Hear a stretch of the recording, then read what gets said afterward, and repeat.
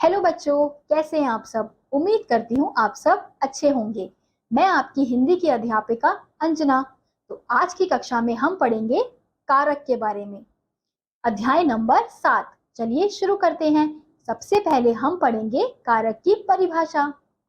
संज्ञा या सर्वनाम के जिस रूप से उसका क्रिया से संबंध प्रकट हो उसे कारक कहते हैं। यानी कि संज्ञा या सर्वनाम के जिस रूप से हम क्रिया से संबंध प्रकट कर रहे हैं, जिस शब्द से, उस शब्द को क्या कहेंगे, उसे हम कारक कहेंगे। अब जैसे दर्शकों ने भारत और पाकिस्तान के मैच का आनंद उठाया। इस वाक्य में ने, के, का ऐसे चिन्ह हैं जो शब्दों को आपस में जोड़कर वाक्यों को स्पष्ट और अर्थपूर्ण बना रहे हैं। इन्हें कारक चिन्ह कहते हैं। इन चिन्हों के बिना वाक्य अर्थहीन हो जाता है। यानी कि जिस तरीके से यहाँ पे एक वाक्य हमें दिया गया है कि दर्शकों ने भारत और पाकिस्तान के मैच का आनंद उठाया। तो दर्शकों, भारत, पाकिस्तान, मैच, तो ये जो शब्द है ये क्या है, ये संज्ञा के शब्द हैं। तो इनके बीच जो संबंध स्थापित कर रहे हैं वो कौन से शब्द कर रहे हैं, के, का, ये क्या है, ये है कारक। इन्हें ही कारक के चिन्ह, यानी कि ये कारक हैं, इन्हें हम कारक के चिन्ह कहते हैं।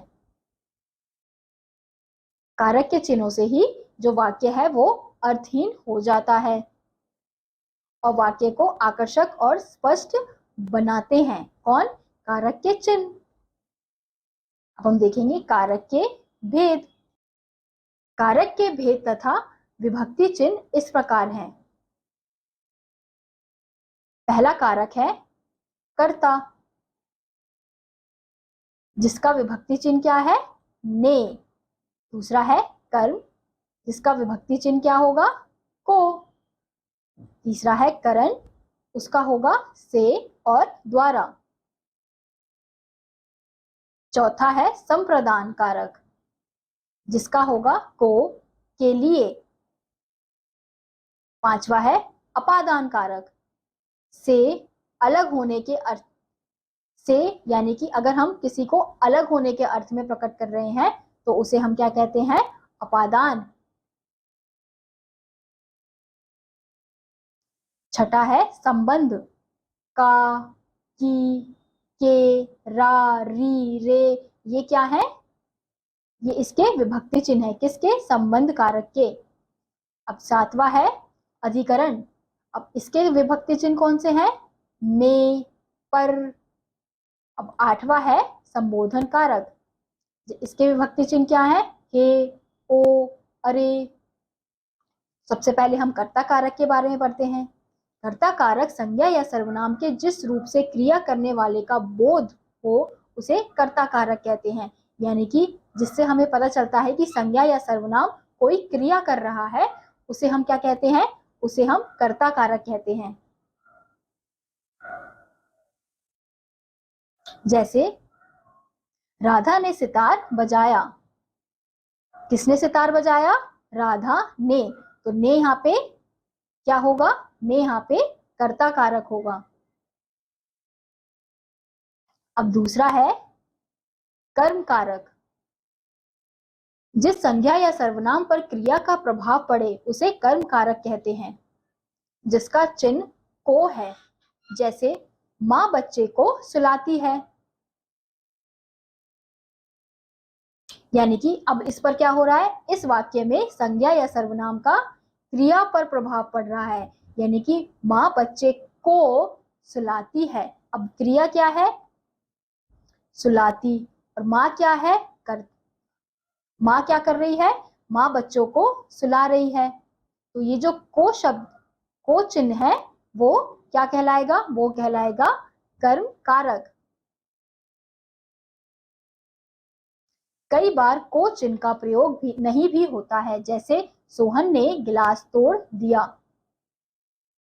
कई बार को चिन्ह का प्रयोग नहीं भी होता है, यानी कि कई बार ऐसा होता है कि को चिन्ह का प्रयोग नहीं होता। जैसे सोहन ने गिलास तोड़ दिया।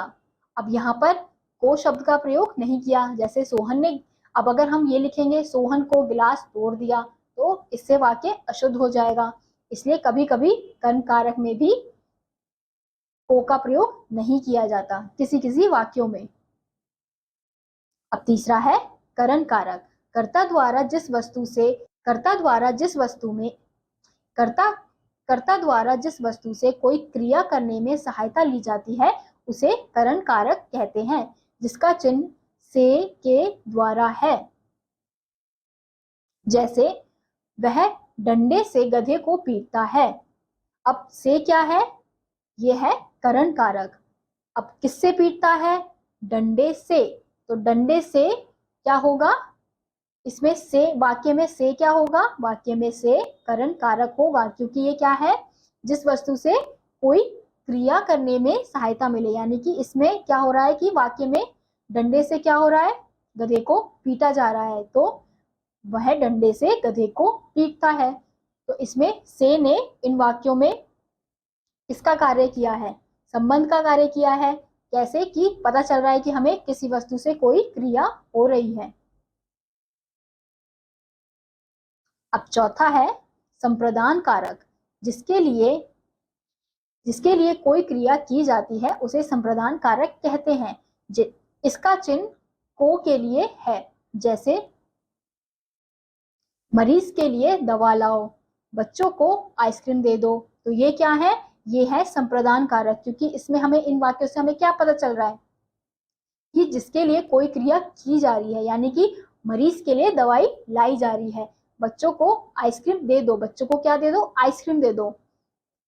इन वाक्यों में देने का काम मरीज व बच्चों के लिए हुआ है, अतः यहाँ मरीज के लिए व बच्चों को संप्रदान कारक है, यानी कि के लिए और को क्या होगा? संप्रदान कारक होगा। पांचवा है अपादान कारक। शब्द के जिस रूप से किसी वस्तु के अलग होने का बोध हो उसे अपादान कारक कहते हैं। इसका चिन्ह है से, यानी कि हमें जिससे पता चलता है, जिस रूप से हमें पता चलता है कि वस्तु अलग हो रही है, किसी वस्तु के अलग होने का बोध हो रहा है, उस चिन्ह को हम क्या कहते हैं? अपादान कारक। जैसे सिपाही घोड़े से गिर पड़ा, यानी कि सिपाही घोड़े से गिर पड़ा। यहाँ सिपाही घोड़े से गिरकर अलग हो रहा है, इसलिए घोड़ा अपादान कारक है। सिक्स्थ है संबंध कारक। संज्ञा या सर्वनाम के जिस रूप से उसका किसी दूसरी वस्तु से संबंध पता चले उसे संबंध कारक कहते हैं। इसका चिन्ह का, की, के है, यानी कि हमें जिससे पता चलता है कि संज्ञा या सर्वनाम के जिस रूप से उसका किसी दूसरे से हमें संबंध पता चल रहा है, किसी दूसरी वस्तु से, तो उन चिन्ह को क्या कहते हैं? संबंध कारक। जैसे मनोज का भाई स्कूल गया। अब मनोज का भाई, अब का क्या है? यहाँ पे का संबंध स्थापित कर रहा है मनोज एक संज्ञा से दूसरी संज्ञा का। ऐसे ही यहाँ मनोज तथा भाई संज्ञा शब्द हैं। भाई ने मनोज का संबंध दिखाया है। भाई का संबंध मनोज से है, इसलिए मनोज का संबंध कारक है।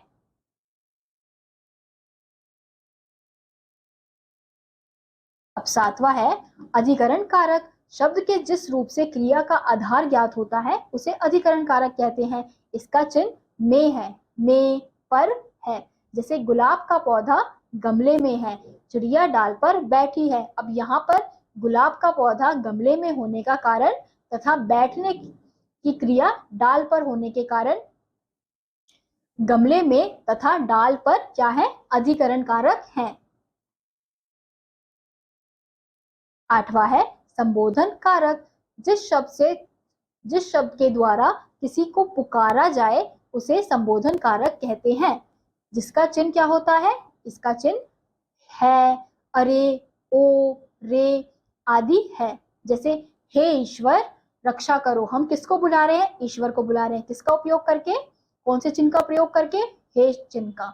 हे ईश्वर रक्षा करो। यहाँ ईश्वर को हे संबोधन से पुकारा जा रहा है, इसलिए यहाँ ईश्वर संबोधन कारक है।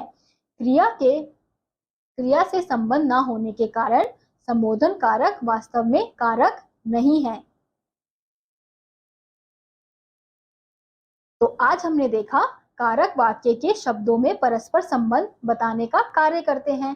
कारक चिन्हों को विभक्ति चिन्ह या परसर्ग कहते हैं। कारक के 8 भेद होते हैं। कौन कौन से? कर्ता, कर्म, करण, संप्रदान, अपादान, संबंध, अधिकरण और संबोधन कारक। तो इसी के साथ आज का ये अध्याय यहीं समाप्त होता है। मैं उम्मीद करती हूँ कि आपको यह अध्याय समझ आया होगा। मैं आपसे मिलूंगी अगली वीडियो में। तब तक के लिए नमस्कार।